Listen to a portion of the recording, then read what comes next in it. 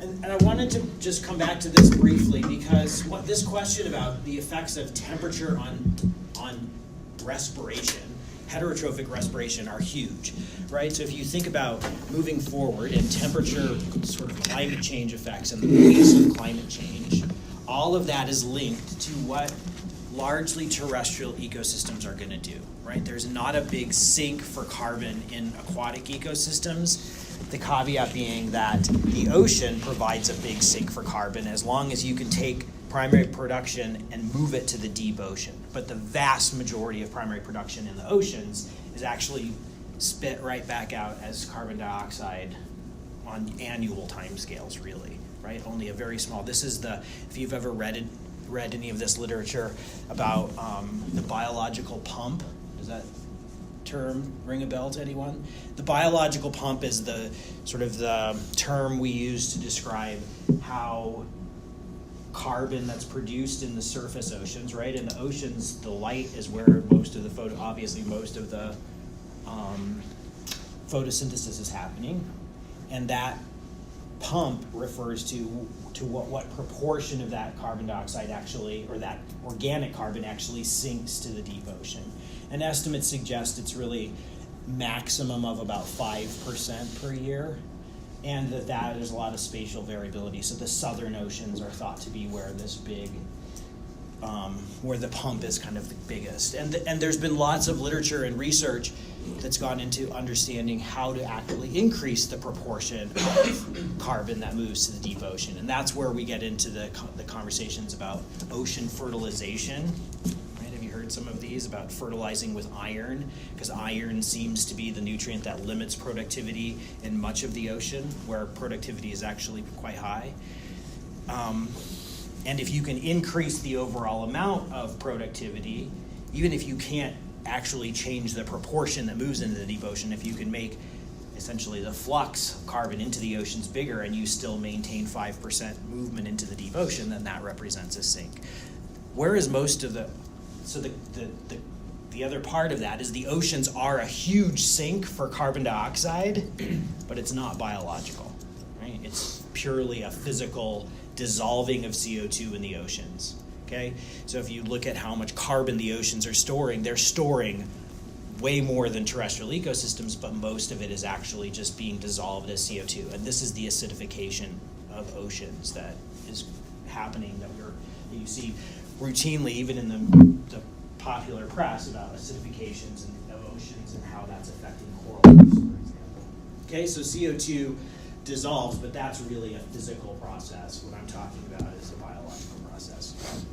Okay, so terrestrial ecosystems are going to be, or are thought, and our best science suggests that terrestrial ecosystems are currently a big sink for atmospheric carbon dioxide. So on an annual basis, the fossil fuel accounting of how much anthropogenic CO2 is added to the atmosphere, both through fossil fuel combustion and through land use change, are very tightly constrained. Okay, so we know how much gas gets sold, and there's a very specific conversion of when you burn fossil fuels, how much CO2 that produces. And we know that if you do all that accounting, that there's not that, only about half of that CO2 that we burn on an annual basis is showing up in the atmosphere. The rest is going into oceans, largely through just physical dissolving of carbon dioxide into ocean waters, right? And the other half is thought to be being stored in terrestrial ecosystems, okay? And that's why and understanding how, if we imagine temperature, sort of mean annual temperatures ratcheting up, right, as the IPCC predicts, what is going to be the effect of that temperature on soil respiration? Because this is where carbon is being stored, right, in soils largely. Okay, you store carbon in biomass, but biomass carbon on the average tree lives, 50 or 100 years. But if you can move that into soils, and much of it is moving and being stored in soils, then it can stay there for upwards of 500,000 years. Okay, so that's why understanding when we turn up the heat a little bit, is the sort of losses or the fluxes of carbon out of soils going to increase? because the sink is controlled by the net difference between inputs and outputs, right? So if inputs via NPP change as a result of variations in rainfall or nutrients or temperature, that's one side of the equation. But we need to know this: what is controlling and what regulates fluxes back out of ecosystems? Okay, and you probably saw or have seen some of this, or even heard about some of it if you've been following the news lately. There's been a lot of talk about, especially for Arctic ecosystems and thawing of permafrost. Once you take permafrost, which is frozen, decomposition rates in frozen permafrost are really slow. But you thaw it out, and suddenly it's the potential for it to be mobilized and put back into the atmosphere is much greater. Okay? So that's why I'm spending some time talking about temperature response. But it's really tough to do this, as I'm going to show, or as I showed last time, but wanted to revisit briefly here today. So here's essentially the log of respiration as a function of soil temperature across biome types for both experimentally warmed plots and for control plots. And the results of this suggested that this was largely unaltered. Okay, so the effects of temperature across all of these different systems, I see you, just one sec, across all these different systems suggest that there isn't a big temperature effect on soil respiration.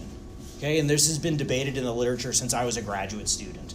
Some papers coming out and studies coming out saying, nope, temperature responses are subtle, and others suggesting, yep, they're actually quite responsive to temperature. Yeah. Is there a recent long-term study sort of on the East Coast that was warming? It's coming up next. Okay. But this is the value of synthesis, right? So that was an example of one study, right? And this is taking a whole bunch of different studies from across different regions and globally, this analysis suggests that there aren't these big effects of temperature, right? At least that we can identify given all the variability that we see there. Okay, but in any ecosystem that might not be true, right? So in another ecosystem, there may be constraints on soil respiration that make it less sensitive to temperature, and in other ecosystems, there may be a different set of constraints that make it more responsive to temperature. Okay, but this presents one picture, and it largely, I think, helps understand why there is lots of debate around, especially these big and climate change. There isn't a more political topic in science than climate change. But these sorts of data, right? Ecology is a bit messy. Okay, when you look across studies like this doesn't mean that climate change is not going to affect the carbon balance of ecosystems, right? All it says is that the effects are fairly subtle, and using this approach, it's hard to tease apart these effects. Okay?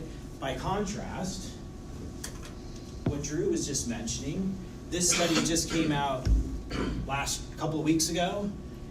So this is a long-term study, I think, it's 26 years. Long-term patterns of magnitude of soil carbon feedback. So here we have this feedback again, right? So the feedback, and I got the sense in some of the exams that people didn't really understand what I meant by feedback. So someone describe to me what a feedback could be in terms of a warming and respiration study. Like if warming increases respiration, and then you get more respiration, more warming, and it's just this kind of positive. Yeah, you get more respiration, more CO2, more warming, more respiration, more. So it's this reinforcement, right? And this has been sort of the debate about whether there is a feedback, right? Will warming essentially create feedbacks that contribute to climate change happening faster? And a lot of the variations that you see in IPCC predictions, or if you look at the 100-year temperature predictions, a lot of those are the variation as you move, out a century or so, reflect the fact that we don't really understand a lot of these feedbacks, okay, or how they're going to work. But this one was fairly clear.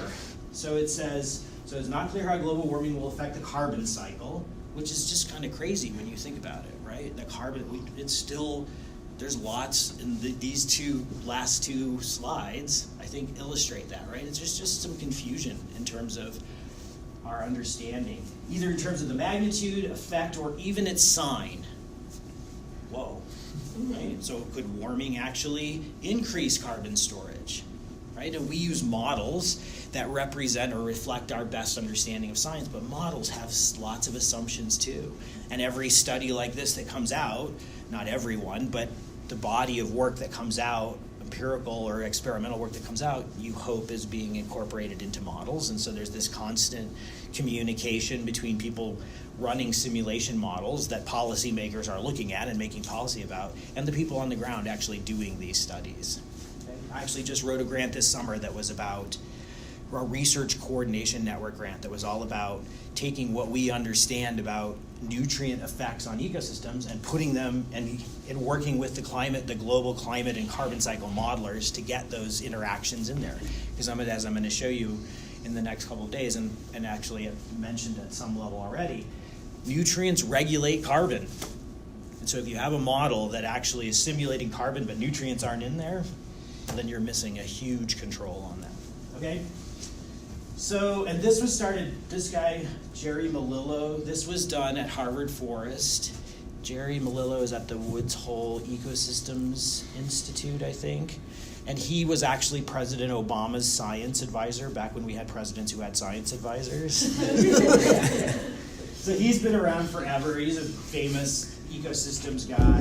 And he had the foresight to start this project 26 years ago and just say, like, well, how would we figure this out? How will increasing temperature increase soil carbon losses? So they set up all these plots and they warmed the soil. So they buried all these wires in the ground and just turned on some electricity so they warm up the soil. And they've been following what happens for 26 years. And what they say, warming has resulted in a complex pattern of net carbon losses from the soils. So complexity is just sort of the nature of these things, right? Because ecosystems, when you push them, are going to change. And they might adapt. Ecosystems and organisms adapt. You may see synergies or interactions that you don't predict. So it's complex, but ultimately their results support projections of a long-term positive carbon feedback from similar ecosystems as the world moves. So the similar ecosystems, I think, is pretty interesting here, right? Because if you look across all biomes, you might not expect what you see in one ecosystem type, okay? But here's some of the complexity they showed. So here's the cumulative soil carbon losses. So, and this, I think, represents, calculated as the difference in heterotrophic soil respiration between the heated plots and the control plots. Okay, so something like a response ratio, but it's not presented as a ratio, it's just presented as an absolute value. Okay, and what they did, they warm them up and they have chambers on the ground and they go out every so often and measure CO2 fluxes and calculate these soil respiration losses. And what you can see here, initially, you bump the system, right? And it cranks up. And that's exactly what I would have hypothesized at the beginning of this experiment. You increase temperature, temperature increases rates of biological activity. If there's substrate for organisms to use in the soil, lots of carbon in the soils, which there is in northeastern forests, they have quite a bit of organic matter in the soils. So you just burn through it more quickly. Okay, but then something happens here, right? So it goes up, but then the rate of increase seems to slow down. So how would you explain that? Maybe the present biota had run out of the easily accessible stuff. Okay, so it could be substrate limitation. What else?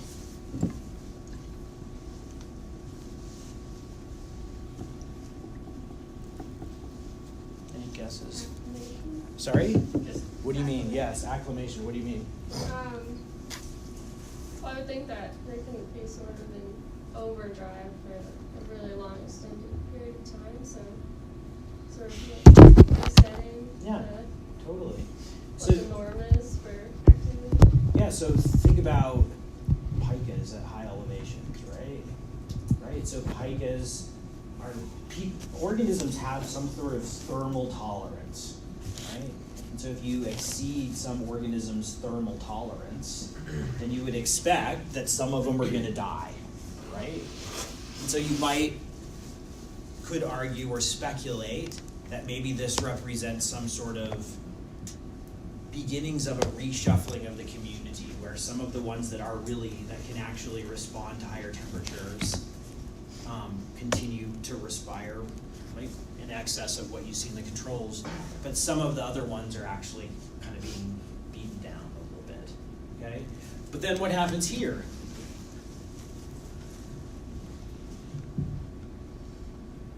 So this could be actually a reshuffling of the community in favor of the ones that are actually able to persist at higher temperatures. Remember, when we talk about microbes, right? Microbes are cosmopolitan in their distribution, okay? There's this. So I was taking microbiology classes. There was the, what's it called? It's the everything is every Byron principle. Does anyone know what Byron's principle is? Theory, I guess, that everything is everywhere with respect to microorganisms, and the environment selects which ones are actually expressed or actually the ones you can actually find living. Does that make sense? So microorganisms are distributed in the atmosphere largely, right? If you take a sample of air and run DNA samples on it, you would find there are lots of organisms, and they're constantly moving around, okay? And really what's happening is that the ones that are most active are really just the ones that are are favored most by the environmental conditions. So what these guys in the end argue is that, yep, this is just a physiological response to warming temperatures. Here, there's kind of winners and losers, and here the winners are kind of taking over, right? But overall, they're seeing these are huge amounts of carbon that are being lost from the system. And so why do you see increases in productivity at low temperatures to a certain rainfall, at which point you go down, versus at higher temperatures you see this kind of not indefinite increase in NPP with rainfall, but you certainly don't see a decline in NPP with rainfall. So what is the decomposition linked to that, do you think? How is decomposition different, would you suspect, at low versus high temperatures? I already told you. Lower at lower. So it's lower at lower temperatures. You get lower decomposition. So how could lower decomposition at lower temperatures help us explain why when you add more rainfall, you get a decline in NPP?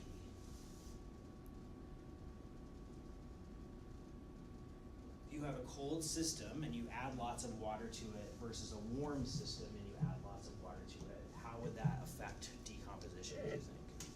Well, if it's saturating, the soil stops aeration, so that would prevent oxygen from gaining access. Okay, so would you expect saturation more in cold systems or warm systems? In cold, because the rate of ET is lower. Exactly, right? So in cold systems, rates of evapotranspiration would slow down, so you would have less moisture, so you'd have more capacity to store water in soils for longer. In warm systems, right, there's more energy, more evapotranspiration, so even when it's really wet, you're getting more losses of those things out of the system. And so decomposition seems to be what drives differences in the shape of this curve as you move across either rainfall or temperature. That in warm systems, even when it's really wet, decomposition cranks, right? In the sites where I work in, warm, wet, it gets 6,000 millimeters of rainfall a year. Decomposition just blasts, right? But you go to a montane forest in the tropics, and you get big, huge organic horizons because decomposition is just slower. And when you get, not only is it about respiration, but it's about nutrient mineralization. So in order to get nutrients, decomposition is just as much about plants and organisms getting nutrients as it is about getting energy.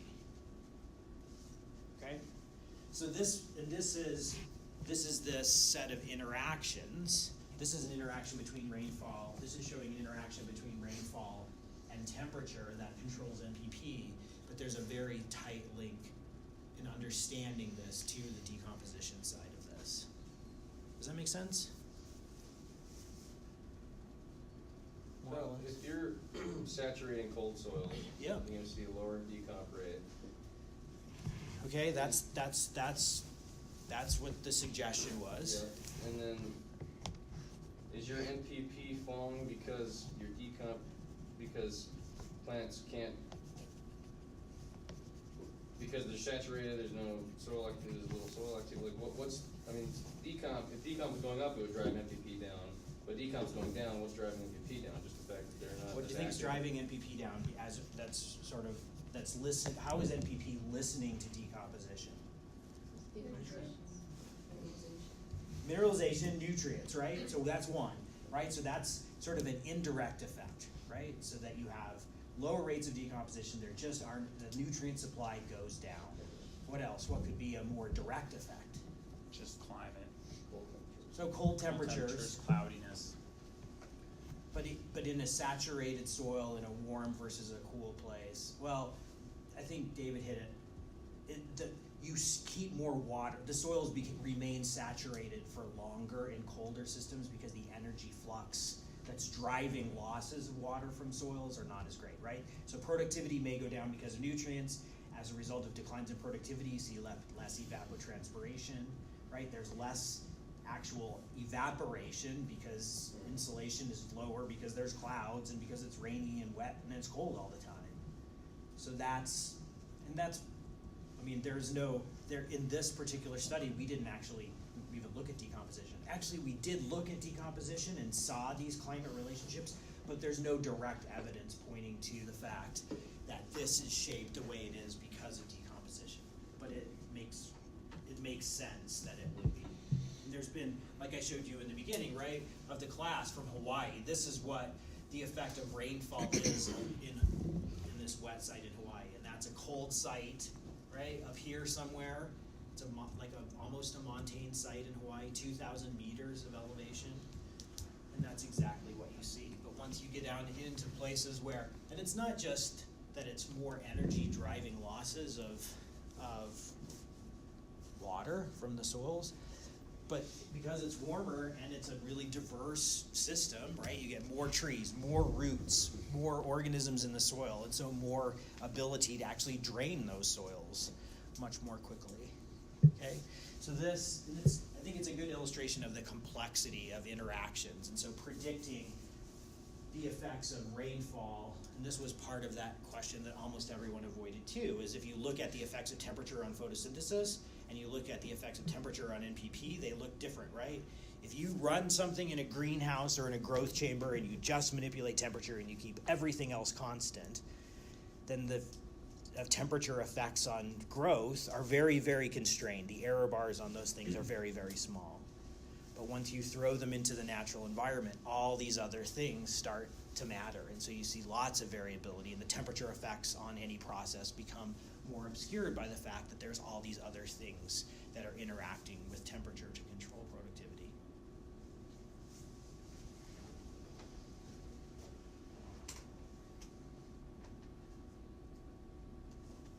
Okay, there's also something important here to recognize, and that's that decomposition is actually a process that includes physical, chemical, and biological losses or transformations.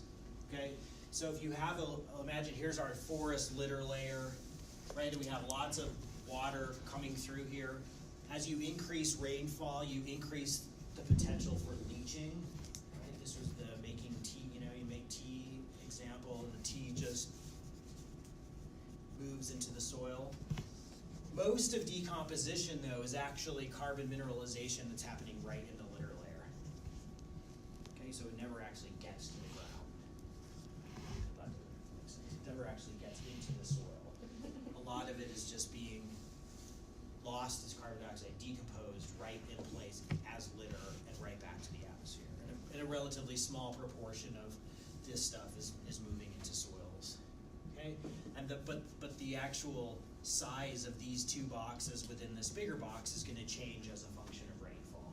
So clearly, if you're in a dry system, you're not going to get as much leaching of carbon into the soil. Excuse me, and as I think I mentioned, in dry ecosystems, much of this mineralization isn't even biological. Okay, it's abiotic. Okay, so photodegradation of organic material.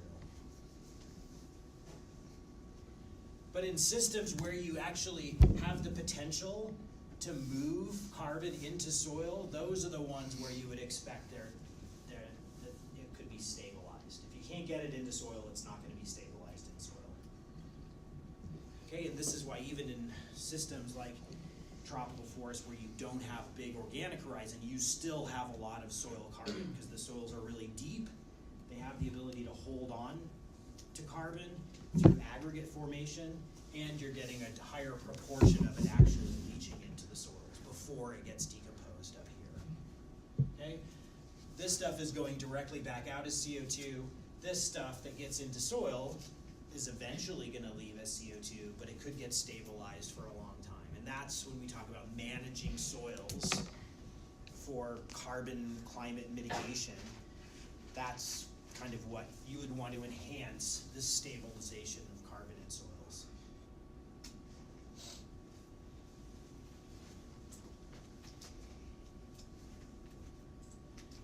This speaks directly to this idea of how decomposition changes as we go from cold to warm systems.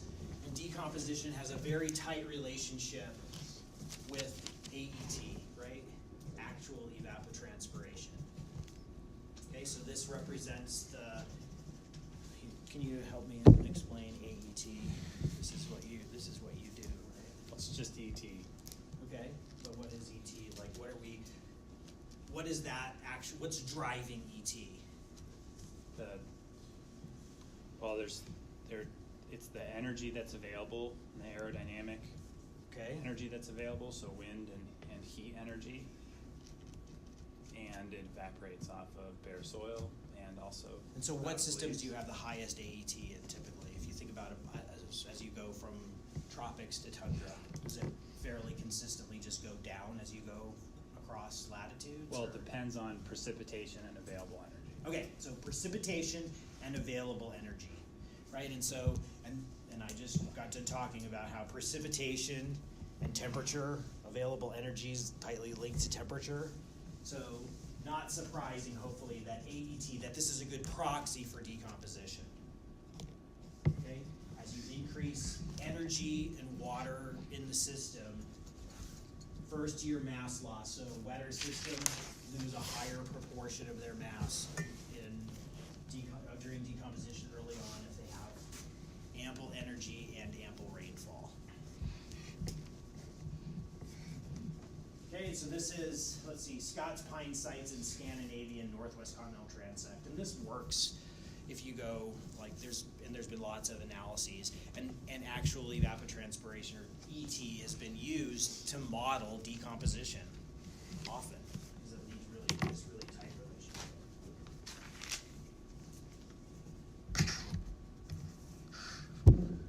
Okay, so that's so there's clear climate influence on this side of the carbon cycle. What else is going to influence, would you suspect would influence decomposition?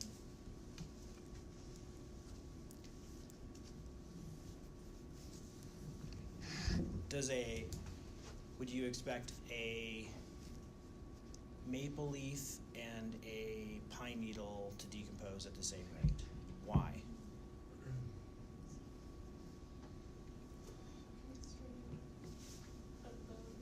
Okay, chemistry of the leaf.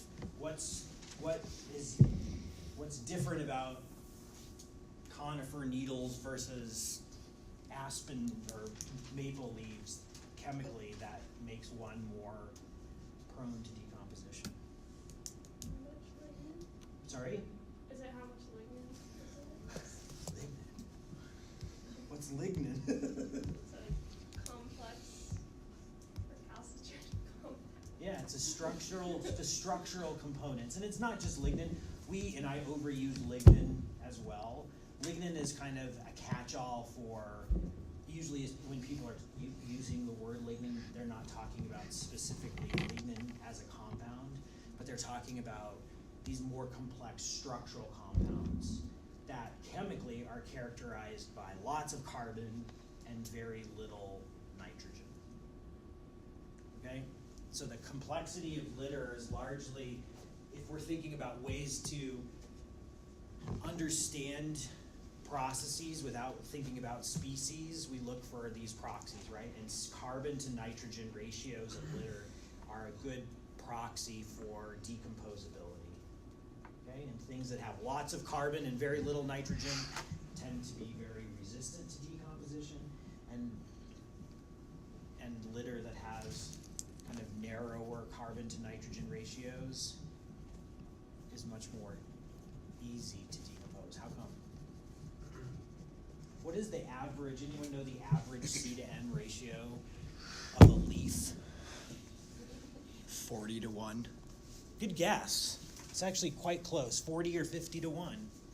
What's the average C to N ratio of a bacteria?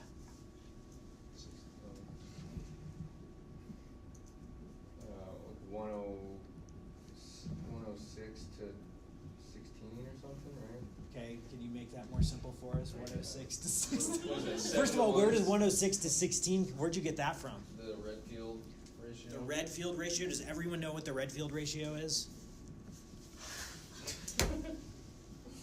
Okay.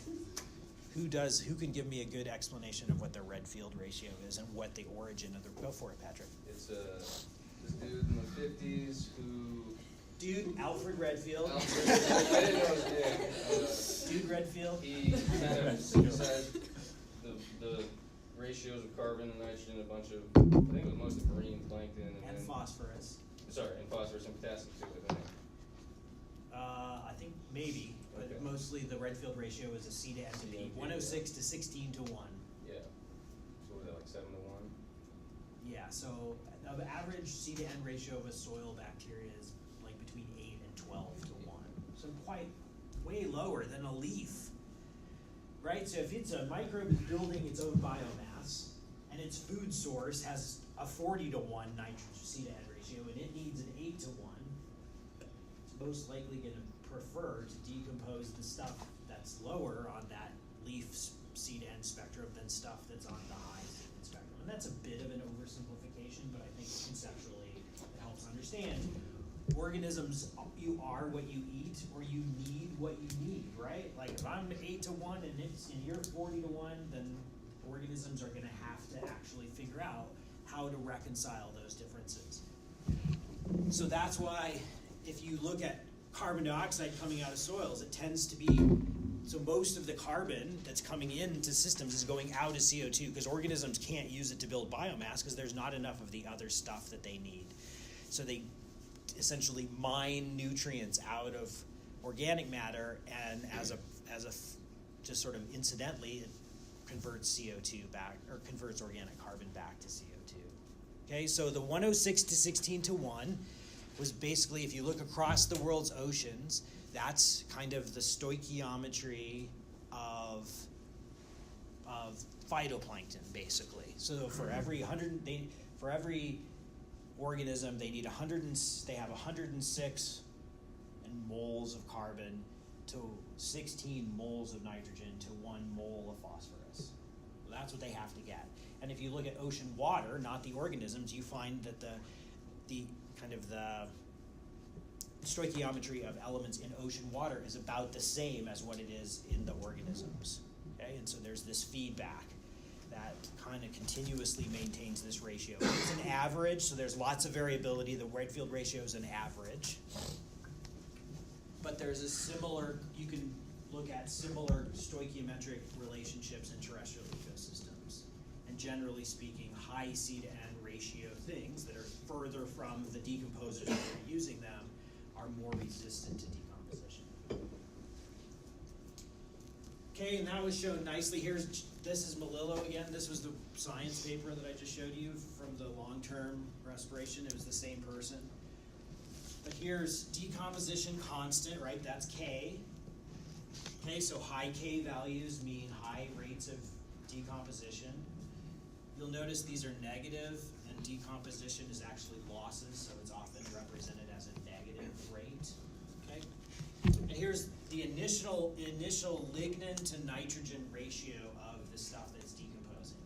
And look at that, this beautiful relationship. So if you have relatively, numbers down here have a lot of nitrogen per unit of lignin, right? A low ratio. So 20 to 1 lignin to N versus 90 to 1 lignin to N. So we would argue that this is kind of closer to the decomposers that are decomposing it, and look at that, right? About 80% of it, or 0.8, this is the constant. This isn't mass loss, this is the constant. But much higher rates, 8 times higher rates, or at least 4 times higher rates of decomposition than this out here where you increase that ratio. Okay, this is pine needle and this is alder leaf, right? So like a nitrogen fixer, you might expect a nitrogen fixing plant to have much more nitrogen available in it, and sure enough, if you decompose a typical nitrogen fixing plant versus something that isn't, you find that it decomposes more quickly, and that largely is captured through this relationship. Okay, this is just a proxy. This is nothing, there's nothing ecological about this. It's just, if we measure lignin to nitrogen ratios, we can capture this relationship really well. Okay, so it's a predictor, but not necessarily mechanistic. In terms of understanding mechanism, I think it is useful when you think about stoichiometry and what the decomposers need, what they look like in terms of their element composition, and what the material is that they're decomposing looks like. Okay, you can see that here. Here's 3 different types. So pine branch, so wood. So wood has a very high lignin and cellulose, and those are the 2 main structural components of organic matter, lignin, cellulose. So lots of lignin, cellulose, less, and then here still, now we're getting into leaves, which have amino acids and proteins and all this other stuff that has much lower C to N ratios in it. Yeah? How does cellulose differ from lignin, like, chemically?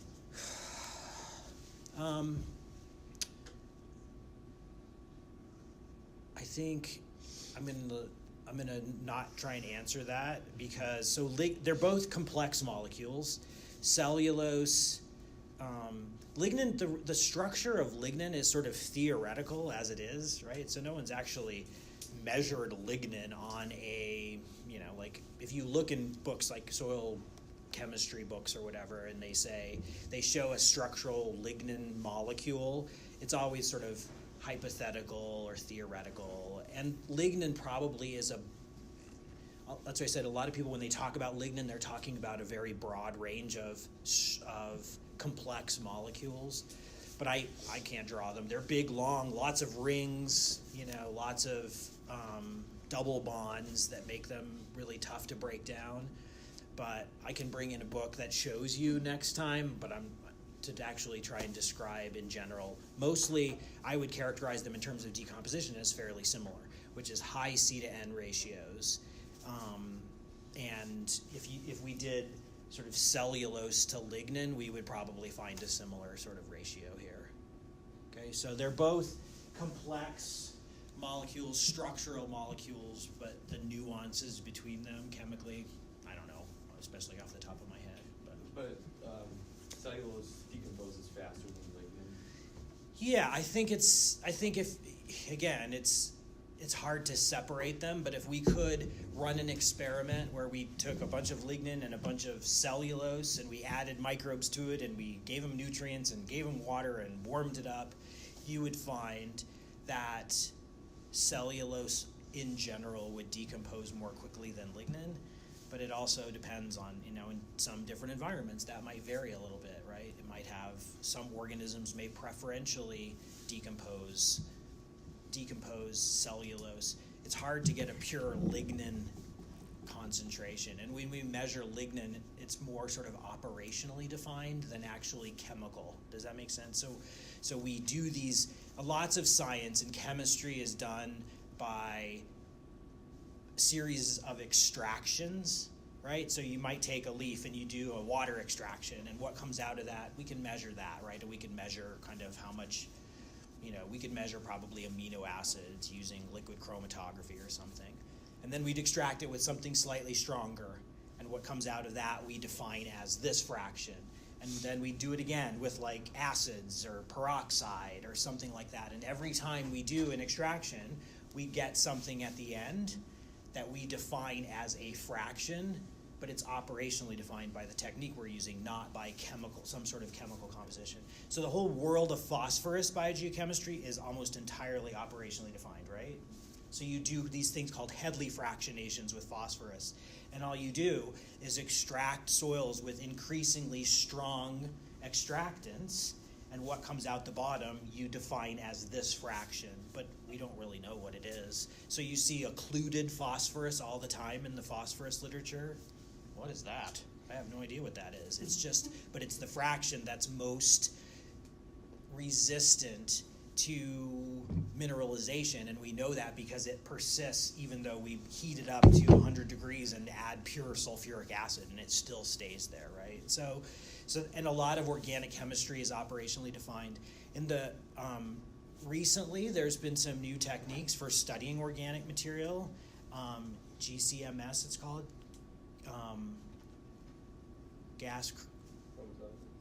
Is GCMS? It's mass spectrometry, and I don't know if it's gas chromatography, mass spectrometry. I don't know what the GC is. Does anyone? It's gas. It is.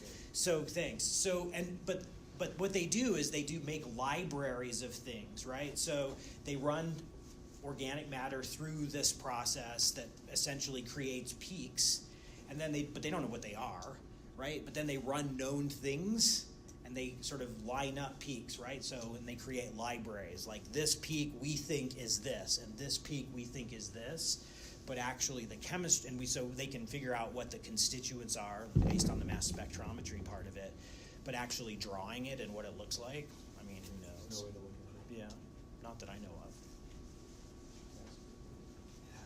Okay, so substrate quality. So if you imagine you're thinking about decomposition, all other things being equal, substrate quality. And in this experiment, they did this incubation, or this experiment was a field experiment in one site. So they held soil type, climate, organisms. The organisms are the dots here, right? And those organisms varied by chemistry, so that's what they're varying. But everything else stayed the same here. So all other things being equal in our kind of state factor approach here, litter chemistry is a really good predictor of rates of decomposition.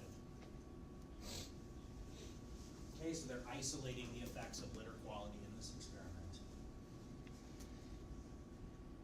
Okay, but we know that the real world, there's no such thing as isolated effects. And here's a figure, and this is Mietenmeyer from the late 70s, actually, looking at the combined effects of, again, sort of litter chemistry, decomposition as a function of AET.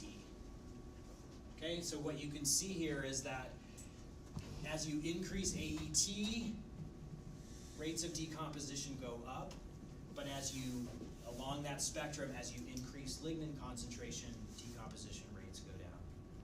Okay, so both of those, an interaction between climate and litter quality. So in a site with relatively low AET and low lignin or high lignin concentrations, you would expect the lowest rates of decomposition. In sites with relatively high litter quality, the ones with high AET, that's where climate kind of takes over. You remove the control by litter quality if it's all good, and then climate controls kick in. Okay, this was done as an experiment. What was this experiment called? LIDET. So LIDET was one of the it was a global experiment looking kind of global, where they transplanted litter to sites all over the world and looked at rates of decomposition. And you see the same sort of relationship here, right? So Pinus, lower litter quality, decomposes slowly over a range of AET than something like Drapetes, which is, I'm not sure what Drapetes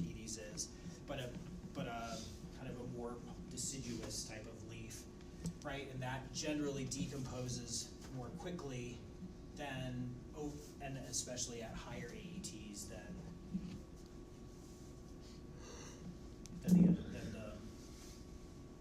the pine material.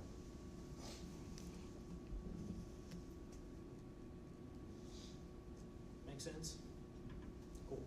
So if we're making our list again, climate, strong controls over decomposition, litter quality, okay, the chemistry and the litter quality as measured, or a proxy for litter quality that does seem to capture the relationship between litter quality and decomposition well is lignin to nitrogen. So you'll often see lignin to nitrogen as, and if people are talking about decomposition and litter quality, lignin to N is commonly used. But these combined effects are important. And just really simplistically, right, this helps us, we can actually use these to develop predictive relationships, right? So we can make a map of AET, right, can't we? You try. We try. So we can make a map of AET. We could use the relationship between AET and decomposition to sort of make a model, right?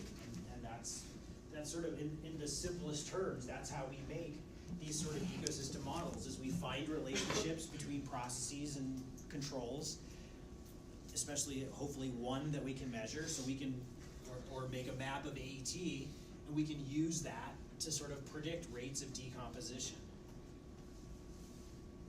Okay, and all the models, ultimately, or not all of them, lots of models are statistical models, okay, but any sort of model that tries to capture processes is going to need to know what the relationship is between climate and decomposition. And so this is just one path towards doing that.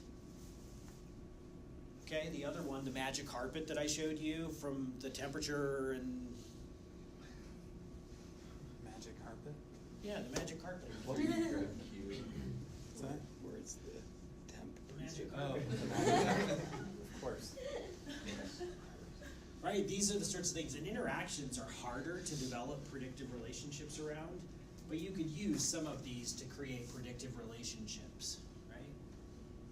And that's a lot of what, these models, like the temperature effects on carbon uptake and losses, right? The big global carbon climate models that are being used, like the community land model that's run by NCAR, the National Center for Atmospheric Research, and it's run at the Oak Ridge National Lab. Like, they're taking information from these sorts of studies and building it into their models. Okay, so how does temperature regulate productivity? How does temperature regulate soil carbon losses? Okay, and in a really simple sense, this is how those sorts of things get developed. Okay, just taking very simple, in this case, linear relationships and turning them into something like that, right? Yeah. So would you expect, like with that study done in Harvard Forest, would you expect the same relative response throughout different litter chemistries, like pines, that's a deciduous forest, I assume, versus like a forest here, or is there a muted response overall? It's a good question. I don't know. So that basically the temperature effects in a coniferous forest versus the one that they saw. I don't know. I mean, I'd only be speculating, but it would be, like that's why I would argue we need more of those longer term types of manipulative studies in a broader range of systems. Because I guess if ultimately the substrate quality is lower, then I would predict the temperature effects are not as great, right? But that's relevant for this year's litter pool. But once it gets into soil, it's all kind of, it's all been processed, and so I guess I would say that the temperature effects on the soil organic matter would be more similar than the temperature effects on the litter decomposition. So, does that make sense? But I don't know.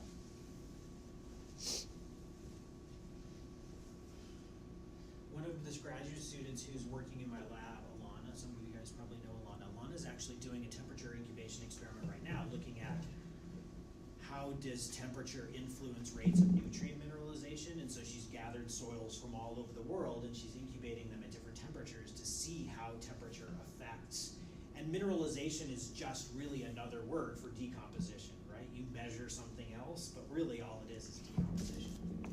Because the mineralization is coming, the nutrients that are being mineralized are coming from the decomposition of organic matter. And what you see there is quite a bit of variation in temperature responses to decomposition, or temperature responses of decomposition. So in warm systems, the effect of adding a little bit more temperature is not as great as in cold systems. When you add more temperature, then things crank up. So it probably would have to do. But if you standardized all of that and did it in a, well, like there used to be lots of like the woolly adelgid. So what is the woolly adelgid attack in the east? You guys know this? It's a hemlock. The hemlock woolly adelgid is a very common eastern deciduous forest conifer tree. So if you did this experiment in a site that was dominated by conifers versus one that was dominated by, this Harvard forest, I think is maples and beeches and birches and things like that, or probably not birches, but oak. There you go. Oak, beech, and maple. You'd probably see some differences, but once over the 26 years, I would predict, as long as NPP is mostly similar between those two sets of sites, I would suspect that the temperature responses are fairly similar. But you've got 26 years. If you really want to know, you could write a grant and it needs to be done. Okay, so I just wanted to show you this because I thought when this came out, I was like, whoa, this is crazy. So this was an effect, one of the first studies showing abiotic decomposition, and I'd never even imagined that abiotic decomposition. And this was just a super clever experiment. Okay, so what they did was they decomposed, solar radiation and biocide on litter decomposition in the Patagonian steppe. Okay, so this is a very warm, or not necessarily warm, but very sunny, dry place. Okay, and what they did was that they set out, just like I've shown you, litter bags out on the ground, and then in plots, and each of those plots had some different treatment. So one of the treatments was just full sun, so this would just be control, right? One was they excluded UVB, and I think they excluded UVB by some sort of cover on the plots. They did biocides, so they killed the organisms that would actually, or they didn't kill, you could never kill all the organisms, but they suppressed the decomposers by adding some sort of biocide. And basically what they found is that abiotic decomposition is a really important part of decomposition in this system. So it's not a biological process. It's largely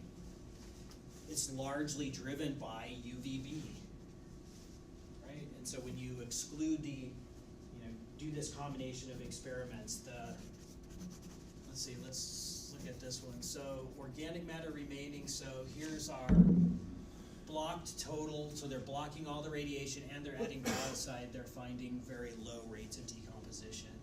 But when they're just blocking UVB, right, they're still getting, so if it would be the biocide one would be just the UVB.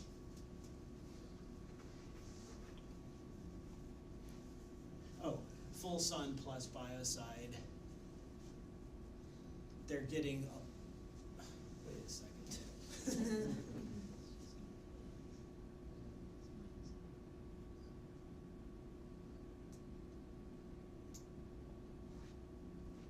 I'm struggling with this figure. So the biocide's not really making a difference? That would show you it's... Oh, exactly. So the biocide is not, the effects of the biocide are actually fairly subtle. Anyway, in the end of this, they basically argued for the fact that UVB, or abiotic decomposition, especially in these really sunny and dry systems, it represents a big proportion of decomposition. And since this study came out, there's been tons of other ones trying to follow up on it because no one believed this. And there was a big synthesis actually as an editor for a journal a few years ago. I got a paper to handle and assigned to reviewers that was a synthesis of this. And this seems to be a really important part of decomposition, and probably a really important part of decomposition in freshwater aquatic systems too. Right, Patrick? Do you know anything about it? So, I always defer to you or point to you when I'm thinking about what's happening in freshwaters. But I worked with this when I was a postdoc in Colorado, someone who's working in Antarctica and looking at productivity of or primary production in Antarctic streams. And what she was showing was that a lot of the sort of transformations of organic compounds. Do you know anything about this? A lot of the transformations of organic compounds in streams are actually driven by ultraviolet radiation. Okay, so decomposition by this process, abiotic decomposition, seems to be important in freshwater systems as well. But it was just a cool story that I clearly need to go back and reread again. But a cool story showing an unexpected, at least for me, aspect of decomposition. This was another one. This was done by a grad student colleague of mine at the University of Colorado, and she was interested in the effects of fauna. Okay, and I have always been of the mindset that animals don't matter. Basically, an ecosystem. Sorry. An ecosystem, like if you look at pools and fluxes, all the carbons in trees and in soils and all that, and vegetation, and animals are playing this really like passive role in terms of ecosystem processes. And then Grizel did this really cool study where she did a decomposition experiment, and she used bags. So when you do this, you make these bags with like window screen, so nylon window screen, and you spend hours in the lab cutting things and weighing litter, and then taking these like, I don't know if you guys like a seal a meal sort of thing, and you seal the edges of the bags. She did this, but she used different sizes of mesh, and so some of the mesh was really small, like mosquito netting sized, and some of it was like window screen sized, so it could, and the size of the mesh was meant to exclude things of different sizes, so the big mesh would allow things like, insects into the litter, and the small size would exclude things, right? So she could actually test how do animals affect rates of decomposition. And you can see when fauna are excluded here, rates of decomposition generally were much lower. Okay? And it was the first time for me to recognize or to actually consider how the important role of animals in decomposition. So clearly animals are not, and these soil fauna are not necessarily transforming a lot of organic material, but what they're doing chemically, what they're doing is transforming it physically. So they shred things, right? And so they increase the surface area of the material and make it more susceptible to decomposition.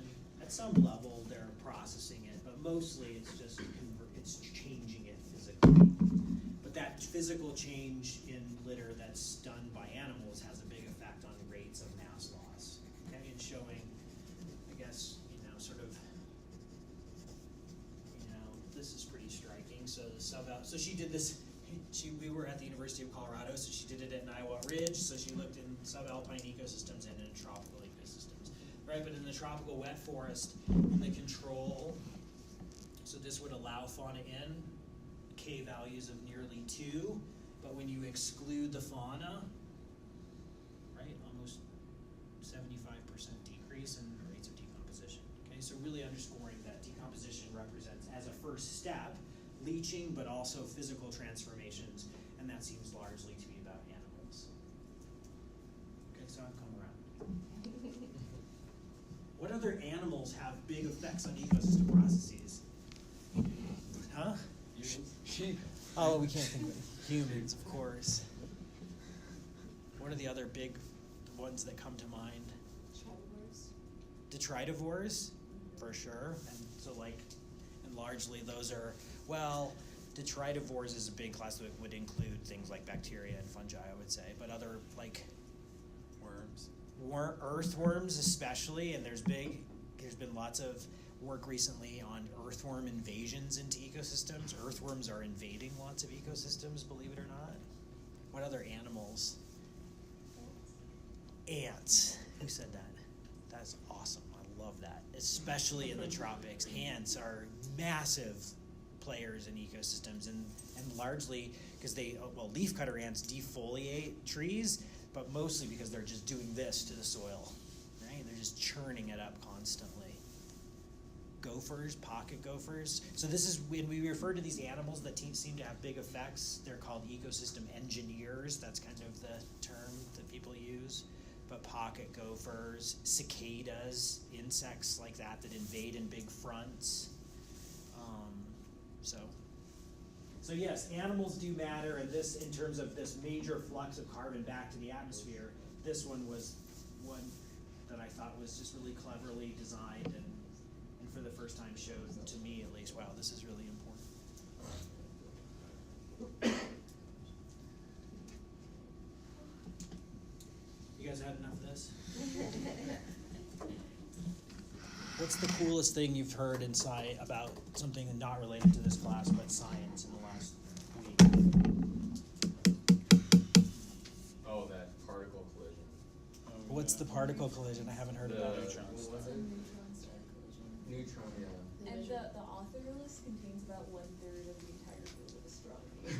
Oh, I saw the thing about, I saw the tagline about how like every astronomer on the planet was involved in it. That's cool. What else? We figured out that the sea nettles, which are this type of jellyfish in Chesapeake Bay, are actually their own species, and they call them the protectors of the oysters in the Chesapeake Bay because they prevent predation on them, and then the oysters in turn are really important for filtering water in the bay. Awesome. That's cool. What else? Did you guys see the study? I know my biases are coming through again. The study about how the Coca-Cola company, which owns Minute Maid, had bought this piece of degraded forest in Costa Rica for their orange juice processing plant, and they traded some land to one of the national parks there, and so they got this land, and they were just like basically could do whatever they want with it. And what they did with it was after they peeled all the oranges to make the orange juice, they just started dumping the orange peel. Did you see this? It's all over Facebook right now. Is it? Well, the paper's been out for several months. It must be sort of the reprise of but they found basically, and they're arguing that, so the degraded forest rapidly recovered as a result of adding all this orange peel organic matter onto the site, and so people are arguing, like, is this really valuable new restoration strategy for tropical forests? Is it orange peels in particular, or just any sort of? Well, they don't know. I mean, this particular example and study was done in a site where Minute Maid had been dumping all the orange peels, but yeah, no, it brings sort of back, and we have. Did you guys know that like upwards of 50% of all the food that's produced in this country goes into landfills? Yeah. Like, it's insane how much food it gets wasted. And if you could think cleverly about a way to deal with that, obviously it would be better to just reduce waste of food, but so that just doesn't enter the landfill stream or landfill, then that would be, and at the same time you could help deal with degraded ecosystems. Compost mandate in Seattle. Exactly. Yeah, I mean, and it's. It'd be tougher to do up here than. Well, so this was the first thing I thought. I was like, we have this experimental forest at Lubract. Let's do this. And then I was like, what about the bears who would come in? It would just be, it's way more complex. Yeah, like I've seen orange peels under the lift at Snowball. They're probably still there, yeah. Exactly. Well, orange peels don't degrade here probably less, or they degrade less here because they're not native to here, right? But in a tropical system, maybe there's something here that, I'm sure like lettuce and strawberries would decompose pretty quickly. Anyway, all right.